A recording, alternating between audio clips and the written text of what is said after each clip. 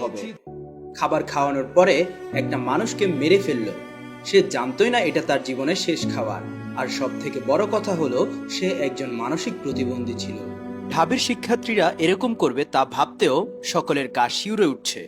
বিশ্বাস করতে মানুষের কষ্ট হয়ে যাচ্ছে। আসলে বুধবার ঢাবিতে কি ঘটেছিল? ঢাকা বিশ্ববিদ্যালয়ের ফজলুল হক মুসলিম হলে চোর সন্ধানে একজন যুবককে পিটিয়ে হত্যা করা হয়েছে।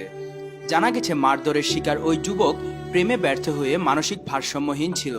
তার বিষয়ে বিভিন্ন তথ্য একের পর এক সামনে আসছে। হলের আবাসিক শিক্ষার্থীরাও জানিয়েছে সেদিন রাতে আসলে কি হয়েছিল। হলের শিক্ষার্থীদের সাথে কথা বলে জানা যায়, সন্ধ্যায় হলে ক্রিকেট টুর্নামেন্ট চলছিল। এমন সময় হঠাৎ তোফাজ্জল নামের একজন যুবক প্রবেশ করলে শিক্ষার্থীরা দুপুরে 6টি মোবাইল চুরির ঘটনায় চোর সন্ধানে মূল ভবনে অতিথি কক্ষে নিয়ে তাকে মারধর করে এবং জেরা করে। এক পর্যায়ে তাকে নিয়ে হল ক্যান্টিনে খাওয়ানো হয়। এরপর এক্সটেনশন ভবনের অতিথি কক্ষে নিয়ে দ্বিতীয় দফায় বুক, পিঠ, হাত ও পায়ে ব্যাপক মারধর করেন একদল শিক্ষার্থী। মারধরের ফলে ওই যুবকের পা থেকে রক্ত বের হতে শুরু করে। এরপর রাতের 10:45টার দিকে ফের মূল ভবনে অতিথি কক্ষে নিয়ে মারধর করা হয় সেই ছেলেকে।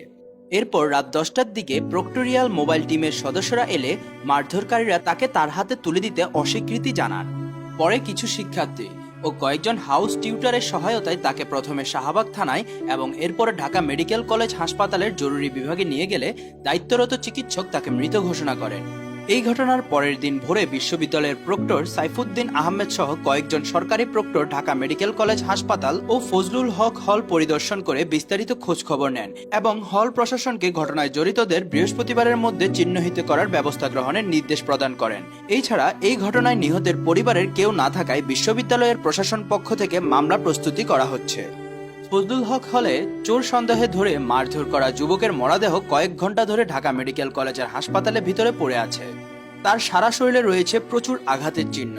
একই সময়ে ঢাকা মেডিকেল হাসপাতালের পুলিশ জানায়, শিক্ষার্থীরা রাত 12টার একটু পরেই এক যুবককে হাসপাতালে নিয়ে আসে। এরপর হাসপাতাল কর্তৃপক্ষ তাকে মৃত ঘোষণা করে। পরে সেই শিক্ষার্থীদের আর খুঁজে পাওয়া যায়নি। কবির কানন নামের ঢাকা বিশ্ববিদ্যালয়ের এক সাবেক শিক্ষার্থী বলেন, আমি ব্যক্তিগতভাবে খোঁজ খবর নিয়ে জানতে পেরেছি ফজলুল হক হলে চোর সন্দেহে ধরে মারধর করা লোকটি মানসিকভাবে ভারসাম্যহীন ছিল। তিনি পেশাদার কোনো চোর নয়। ঢাকা বিশ্ববিদ্যালয় ক্যাম্পাসে বহু সময় কাটিয়েছেন তিনি। সে কারণে হয়তো হলে ঢুকে পড়েছে। তার মা বাবা কেউই বেঁচে নেই। খবর পেয়েছি প্রথমে প্রেমে ব্যর্থ হওয়ায় কিছুটা মানসিক সমস্যায় ভুগছিল। তারপর তার মা বাবার মৃত্যুতে পুরোপুরি ভারসাম্যহীন হয়ে পড়ে এই তোফাজ্জল। তার বাড়ি বরগুনা পাথরঘাটা উপজেলার কাঁঠালতলী ইউনিয়নে। তিনি আরো জানিয়েছেন, ফজলুল হক মুসলিম হলে চোর সন্দেহে এই ব্যক্তিকে পিটিয়ে হত্যার ঘটনা ঘটেছে। হত্যার আগে এই ব্যক্তিকে খুবই যত্নের সহকারে ভাত খেতে দেওয়া হয়েছিল। বুধবার 18 সেপ্টেম্বর সন্ধ্যায় এই ব্যক্তিকে চোর সন্দেহে আটক করে ওই হলের শিক্ষার্থীরা।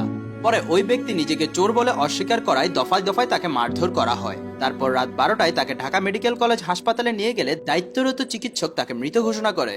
বর্তমানে তার দেহ ময়নাতদন্তের জন্য মর্গে রাখা হয়েছে। নিহতের নাম তোফাজ্জল এবং তার বয়স 30 বছর। তার বাড়ি বরগুনায় পাথরঘাটা উপজেলার কাঁঠালতলী ইউনিয়নে। তিনি মানসিক ভারসাম্যহীনতায় ভুগছিলেন বলে প্রাথমিকভাবে জানা গেছে। এই বিষয়ে ঢাকা বিশ্ববিদ্যালয়ের প্রক্টর সাইফুদ্দিন আহমেদ বলেন, আমি বিষয়টি জানার পর খোঁজ খবর নেওয়ার জন্য প্রাধ্যক্ষদের ঘটনায় জড়িতদের চিহ্নিত করতে আজকের মধ্যে হলের বিধি অনুযায়ী হল পর্যায়ে সর্বোচ্চ শাস্তি নিশ্চিতের জন্য বলেছি। এরপর একটি তদন্ত কমিটি গঠন করা হবে। সেই কমিটির সুপারিশ অনুযায়ী বিশ্ববিদ্যালয়ের পর্যায়ের ব্যবস্থা গ্রহণ করা হবে। বিশ্ববিদ্যালয়ে যেন দ্বিতীয়বার এমন ঘটনা না ঘটে সেই ব্যবস্থা আমরা নেব। ক্যাম্পাসে যে বা যারাই আইন নিজের হাতে তুলে নেবে তাদের বিরুদ্ধে কঠোর ব্যবস্থা নেওয়া হবে। ফজলুল হক হলের ঘটনায় বিশ্ববিদ্যালয় প্রশাসন মামলার প্রস্তুতি নিচ্ছে। আজই শাহবাগ থানায় মামলা দায়ের করা হবে বলে জানিয়েছেন তিনি। এই বিষয়টি নিয়ে বিশ্ববিদ্যালয়ের শিক্ষার্থী সংসদ গ্রুপেও কথা চলছে। সেখানে বলা হয়েছে, ফজলুল হকবাসী, উনি চোর ছিল না, বরগুনার পাথরঘাটার সন্তান, মেধাবী সন্তান তোফাজ্জল ভাই। ভালো রেজাল্ট নিয়ে পাথরঘাটা কলেজে ভর্তি হন। ঠিক ওই সময় তার ভাগ্য তার সাথে নিষ্ঠুরতা করে। স্থানীয় চেয়ারম্যানের মেয়ের সাথে প্রেম করেছিলেন তিনি এবং এই খবর জানার পর মেয়েটির বাবা মা মেয়েকে বিয়ে দিয়ে দেয়। অল্প কিছু সময়ের ব্যবধানে তার বাবা মা দুইজনই চলে যান পরকালে। এই অবস্থা যদি আপনি বা আমিও পড়তাম হয়তো মাথা আমাদেরও ঠিক থাকতো না। শোকে কষ্টে সে পাগল হয়ে বেড়ায়। তার বড় ভাই ছিলেন পুলিশের এসআই। তিনি ছিল তার শেষ অভিভাবক। তার চিকিৎসাও করাচ্ছিলেন তিনি। মরণ এসে তাকেও তুলে নেয়। কেবল পড়ে থাকে কপাল পোড়া পাগলটা।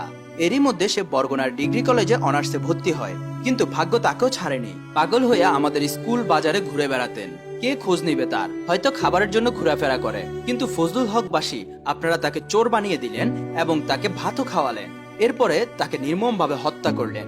হয়তো কিছুটা মারধরের পর যখন খাবার দিয়েছিলেন, হয়তো আপনাদের দেওয়া খাবার দেখে সে মনে মনে ভেবেছিল মানুষগুলো হয়তো অনেক ভালো, তাকে আর মারবে না।